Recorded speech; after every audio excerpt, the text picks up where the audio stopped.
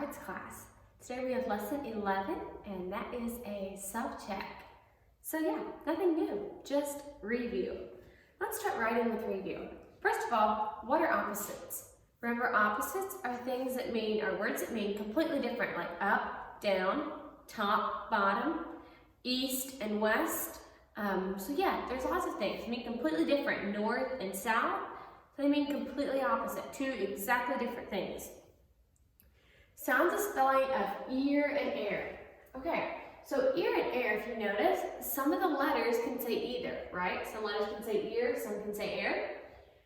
So look, these are the spellings that say air, okay? Let's say these together. A-I-R, E-A-R, A-R-E, and E-R-E, say air. Say it again. A-I-R, E-A-R, A-R-E, and E-R-E, say air. Let's look at these. These are ear. E-A-R, E-E-R, and E-R-E, say ear. Now if you'll notice, E-A-R can say air or ear. And E-R-E can say air or ear. So right here, you have E-A-R can say either, and E-R-E can say either. Those two can say either air or ear. So let's look at these words down here. E-A-R. E-A-R is what we're looking at. And what does E-A-R say? E-A-R can say air or ear. So how you do that is you just have to say the word both ways and see which one it is. Is this word bear or beer? It's a bear, right? So it makes the air sound. So it would be in this row, the air sound. Let's look at the next one, another E-A-R word. This word say hair or hear. That word says hear, right? So it's making the ear sound for hear. Let's look at this one, E-R-E. E-R-E is the other one, you can say either one. Does it say where or queer? That one is where. It's making the air sound. And the last one, another E-R-E. Does that say here or hair? Sorry, is it saying hair or here? It's saying here, right? It's making the ear sound. So that one is saying here. So yeah, you have to sound those out and see which way you say those. Let's look at this one now. These are our special endings with the O sound. Let's say them together. O-L-D says old. O-T-H says oath. O-S-T says oast. O-L-T says olt. O-L-L says old. Let's hit them again. O-L-D says old. O-T-H says oath. O-S-T says oast. O-L-T says olt. O-L-L says old. Let's jump right on over here to adding suffixes to these words. Now, if you look closely, all of these end with Y. So the very first thing we're going to do, we're going to go down through there and underline the letter that comes right before Y. So P, D, A, and E. Now, when there's a consonant before the Y, what do we do? Let's say the rule together. Consonant before the Y, change the Y to I. Say it again. Consonant before the Y, change the Y to I. So is there a consonant before the Y? P is a consonant, so we're going to change this Y to I and add the suffix. And we made that word say happier. Here we have the word sandy. And you want to make it say sandiest. Okay? Consonant before the Y, change the Y to I, right? So if there's a D before the Y, and that's a consonant, we'll change it to Y and add the suffix. Let's look at the next one. Pray. We want to make it say pray. Vowel before the Y, what do we do? Let's say that together. Vowel before the Y, keep the Y. Vowel before the Y, keep the Y. So we do vowel before the Y, keep the Y, and add the suffix. Pray. Okay? Let's look at the next one. Vowel before the Y, keep the Y. So remember the very same thing. Keep the Y, add the suffix. Keys. Now let's look at these over here. First two here also end with Y. Has an A and an R. And look at the suffixes we're adding, ing and ing. Now what's the exception to the ing? Remember with ing, it doesn't matter if it's a vowel or a consonant that comes before the y, we always keep the y and add the suffix. So anytime we add ing, keep the y and add ing. Then for these last two, they end with silent e. Now for this part, we have to look. Is it a consonant suffix or a vowel suffix? We tell by looking at the first letter of the suffix. What is this? It's a vowel suffix, right?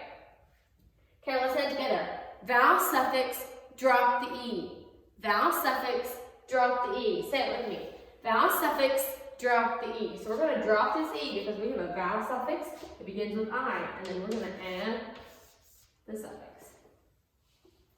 Okay, let's look at the next one. Late. Remember, I can say lately. You have a consonant suffix, right? So consonant suffix, keep the e. Say it together. Consonant suffix, keep the e. Consonant suffix, keep the e. So we're going to keep the e and add the suffix. Lately. Very good. What words do we capitalize? Capitalize 6 things. Let's name those. Names of, the beginning of every sentence, the word I, names of people, names of pets, names of God, and the days of the week. Say it again. Beginning of every sentence, the word I, names of people, names of pets, names of God, and days of the week. When do we use a comma? Remember, we use a comma if the sentence begins with yes or no. We use a comma right after yes or no. Naming and doing words. Okay, naming words say something that you can, or there's a word that you can touch or see. Doing is something that you can do, okay? Okay, let's go to our lesson. Lesson 11. Number 1 says, write numbers 1 through 6 in 2 columns. So quickly grab your pencil and write 1, 2, 3, 4, 5, 6.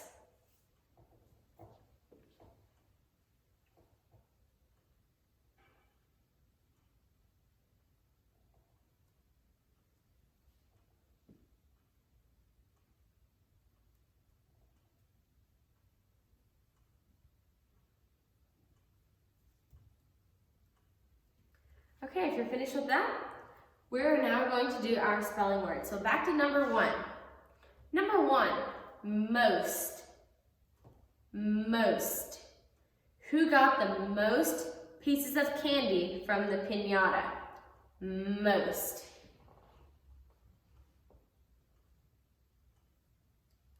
Number 2, saw. Saw. Kendra saw a tiny hummingbird nest. Saw.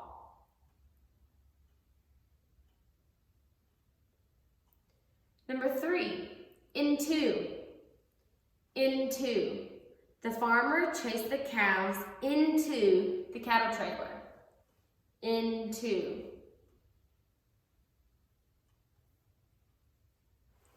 Number 4, from. From. Olivia's new dress from Grandma came in the mail. From.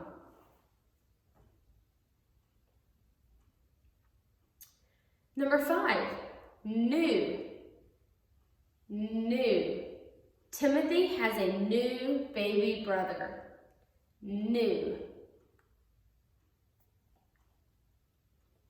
Number 6, any. Any.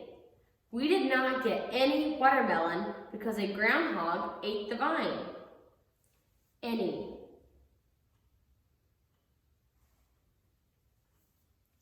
Okay, check off both of those boxes, lay your pencils down, and we will go over the rest of the lesson.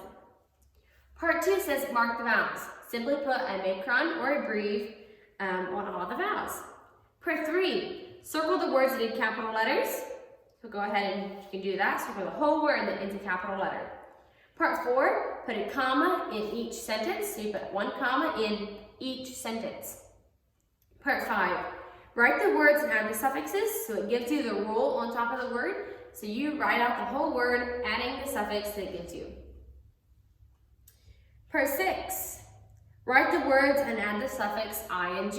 So you do that. What is the rule for adding ing? What do you do with the y? Number 7, color the words the same as their contraction. So it gives you the two little words and the contraction. And it gives you a whole bunch of different ones. Color the words the same. So color them different colors maybe. Color the one, like the two words and the contraction, the same color, okay? So you color the box, the little circle that has the two words, you color that one maybe whatever color you choose. Color its contraction the very same color.